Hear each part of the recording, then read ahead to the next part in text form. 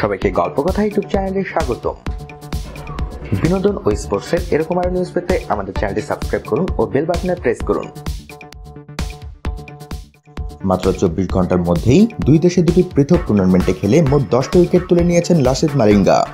আইপিএলের পাশাপাশি শ্রীলঙ্কার ঘরোয়া ক্রিকেটে এই নজির গড়লেন লঙ্কান পেসার। বুধবার রাতে আইপিএলে চেন্নাইয়ের বিরুদ্ধে ম্যাচ খেলেন মালিঙ্গা। অনেক রাতে খেলা শেষ হয়। সেই ম্যাচ খেলেই মধ্যরাতের বিমানেই শ্রীলঙ্কা উড়ে যান তিনি। ভোর রাতে দ্বীপরাষ্ট্রে নেমেই সকালে ক্যান্ডিতে ঘরোয়া ক্রিকেটে মাঠে নেমে পড়েন মালিঙ্গা। ধোনিদের বিরুদ্ধে ম্যাচে 3 উইকেট নেওয়ার পর ক্যান্ডিতে ঘরোয়া টুর্নামেন্টে 7টি উইকেট নেন তিনি। সব মিলিয়ে 10 ঘন্টার ব্যবধানে 10টি উইকেট নিলেন লঙ্কান পেসার। ক্যান্ডিতে শ্রীলঙ্কার ঘরোয়া ক্রিকেটের ম্যাচে মুম্বাইয়ের টুপি পরেই মাঠে নেমে পড়েন মালিঙ্গা। বিশ্বকাপের আগে যখন ক্রিকেটাররা বাড়তি পরিশ্রম করতে চাইছেন না, সেখানেই জেট ল্যাগের তোয়াক্কা না করে ব্যতিক্রমী চরিত্র লাসিথ মালিঙ্গা। তো বন্ধুরা, পরিশ্রমী বোলার লাসিথ মালিঙ্গাকে কেমন লাগে আপনাদের তা জানিয়ে দিন আমাদের কমেন্ট বক্সে। সবশেষে ভিডিওটিতে লাইক ও শেয়ার দিয়ে আমাদের সাথে থাকুন। ধন্যবাদ।